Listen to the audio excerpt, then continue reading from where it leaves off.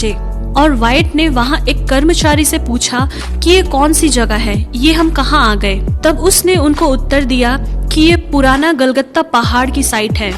अचानक किसी दिशा पर रॉन वाइट ने अपना हाथ बढ़ाकर कहा कि ये वही स्थान है जहाँ पर यीशु मसीह को क्रूस पर चढ़ाया गया था, और वो अपने साथियों को साथ लेकर उस साइट पर आ गए। वहाँ के अधिकारियों के परमिशन के साथ उन्होंने उस साइट पर खोदने का काम स्टार्ट किया और अपने रडार में उन्हें ये पाया कि वहाँ पर लगभग 18 फुट का एक बड़ी चट्टान जमीन के नीचे पाया। वे जब खोदते गए तो उनको एक गुफा जैसा कुछ दिखाई दिया और वहाँ के कर्मचारी जो वहाँ खोदने का काम करते थे वे उस गुफा के अंदर गए और वे डर के मारे वहाँ से भागने लगे, क्योंकि उन्होंने वहाँ जो देखा वो नजारा बहुत गंभीर था। रॉन वाइट ने उन लोगों को अपने पास बुलाकर पूछा कि तुम लोग क्यों भाग रहे हो बिना पैसे लिए।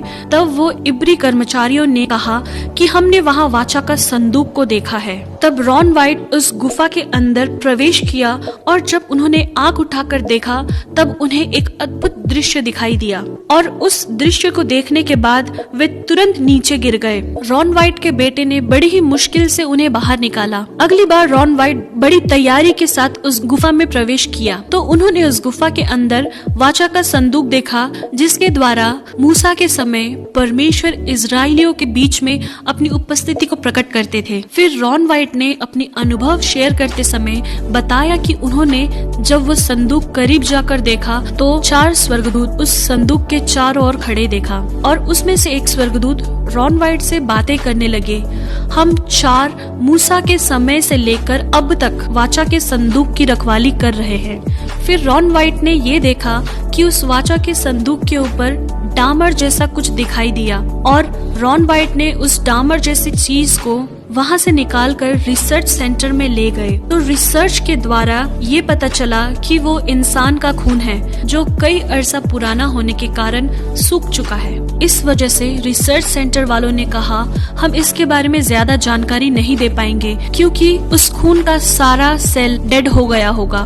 मगर रॉन वाइट जो पहले मेल नर्स भी रह चुके हैं उन लोगों से रिक्वेस्ट किया कि आप लोग कृपया इस ब्लड का DNA पता करने की कोशिश करिए। उनकी बात मानकर उस रिसर्च सेंटर वालों ने ब्लड को 24 आवर तक सॉल्यूशन में रखा और 24 घंटे के बाद उन्होंने उस ब्लड को टेस्ट के लिए डाल दिया। जब उन्होंने उस ब्लड की जांच की तो उन्हें एक आश्चर्यजनक बात पता चली और उन्होंने रॉन वाइट को बुलाकर बताया कि ये ब्लड सेल अभी तक मरा नहीं, ये ब्लड अभी भी जिंदा है। और उन्होंने उसका DNA के लिए खोज किया तो वे ये बात देखकर हैरान हो गए जैसे कि एक नॉर्मल मनुष्य के DNA में 23 पेयर्स ऑफ क्रोमोसोम होते हैं, जिनमें से 23 माता के होते हैं और 23 पिता के, मगर उस ब्लड में सिर्फ 23 ही क्रोमोसोम दिखाई दिए, जिससे रॉन वाइट को ये पता चला कि ये यीशु मसीह का खून है जो पुरुष से नहीं मगर पवित्र आत्मा से जो मरियम के कोख में पैदा हुआ। और उन्हें इस बात की पक्कीकरण करने के लिए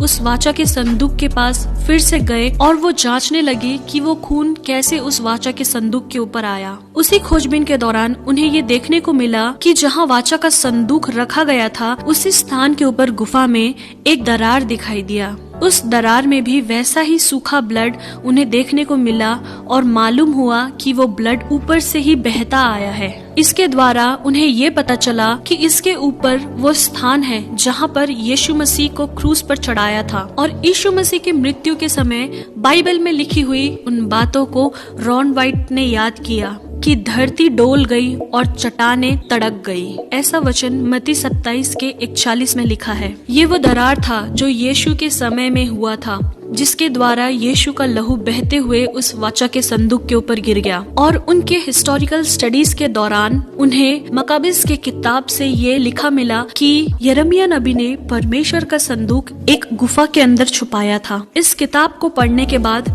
रॉन वाइट ने ये जाना कि ये पिता परमेश्वर की योजना हो सकती है कि यिर्मयाह नबी के द्वारा उस वाचा के संदूक को उसी गुफा में छुपाया हो जिस गुफा के ऊपर प्रभु यीशु मसीह को क्रूसीफाई किया था। वो यीशु मसीह का क्रूसीफाई का साइट था और जहाँ से प्रभु यीशु मसीह का खून बहकर उस वाचा के संदूक के ऊपर पड़ा। शायद ये पिता परमेश्वर की मर्जी थी अपने पुत्र का लहू उस वाचा के संदूक के ऊपर पड़े, जिस वाचा के संदूक के ऊपर पुराने नियम से हम जानते हैं कि महायाजक लोग जानवरों का खून लेकर वहाँ बलि चढ़ाते थे लोगों के पाप का क्षमा के लिए। मगर अपने पुत्र के एकमात्र बलि के द्वारा पिता परमेश्वर ने उस बहुमूल्य लहू को वाचा के संदूक के ऊपर छिड़काया, जिससे सारी मानव जाति के पापों की क्षमा का सबूत हमें मिलता है।